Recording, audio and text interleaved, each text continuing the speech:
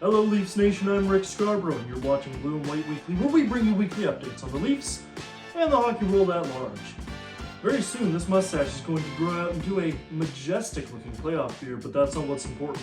What's important is we have a brand new week of Maple Leafs hockey to talk about, so let's get into the news. Before we get into the games of the week, let's take a look at some news from around the hockey world. Every matchup of the Stanley Cup Playoffs is set and ready to begin, and I'm not going to talk about it. Coming tomorrow, our junior intern Gilsey will have a full preview and predictions video for all 8 first-round matchups, so be sure to subscribe and ring the notification bell so you can watch that the moment that it drops. Edmonton's Darnell Nurse had a hearing with the Department of Player Safety this week for cross-checking LA's Quinton Byfield in the head after the whistle while Byfield was laying on the ice. And in their infinite wisdom, Player Safety gave Nurse 1 game.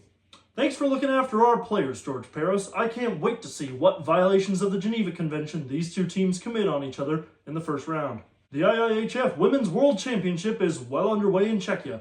As it stands, we're heading into the semi-final matchups with the Americans and Czechs facing off and the Canadians and Finns doing battle. Canada is heading into that matchup with Finland after a decisive 9-1 victory over Japan in the quarterfinals.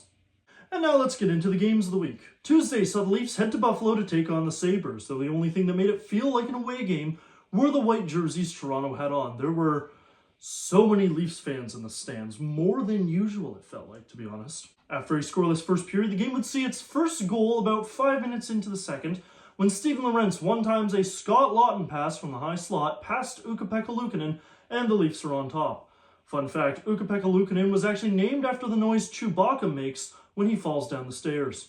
The Sabres fought to stay in this one, but all hope seemed to fade in the third when Austin Matthews feeds Mitch Marner with a beautiful pass. Usually that happens the other way around for those two. And Marner makes it 2-0 with his 100th point of the season.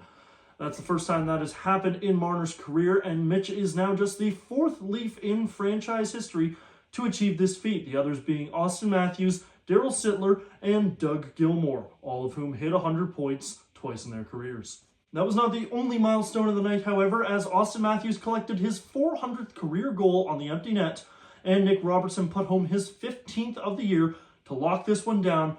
4-0 Leafs win. And with this win, the Leafs claim the Atlantic Division title for the first time since this iteration of the division began. They also confirm a date with the Ottawa Senators in the first round of the Stanley Cup Playoffs. More on that later. And so with the playoffs set in stone and nothing left to play for, the Leafs return home for Game 82 of the regular season, the last tune-up before the fun begins, to take on the Detroit Red Wings. Despite perhaps wanting to rest their top guys and not wanting to risk injury, head coach Craig Berube confirmed that the same lineup that played in Buffalo would take the ice here against Detroit, the only difference being Joseph Woll in net instead of Anthony Stolarz. Austin Matthews opened up the scoring with his 33rd of the year, but Detroit answered back before intermission courtesy of Austin Watson. I literally have no idea who that is, I'm sorry. The second period was controlled by Detroit as they take a 3-1 lead with goals from Alex DeBrincat and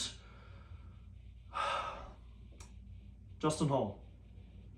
Yeah, I know, Justin Hall. Just nobody say it. I don't want to hear it. Justin Hall.